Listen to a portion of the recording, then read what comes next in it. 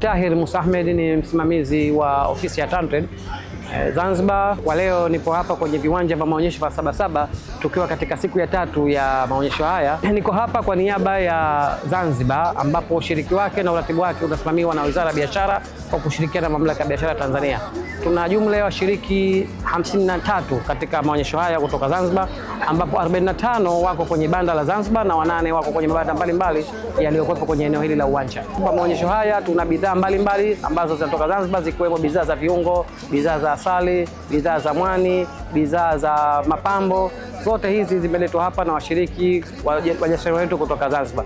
Bali na bidhaa vile tuna taasisi ambazo zinatoa huduma mbalimbali. Kwa hivyo karibuni sana Watanzania kuja kupata huduma zote kutoka Zanzibar ambazo tumeichukua Zanzibar tumeileta hapa kwenye maonyesho ya Sabasaba. Sabasaba 2025 kidijitali zaidi.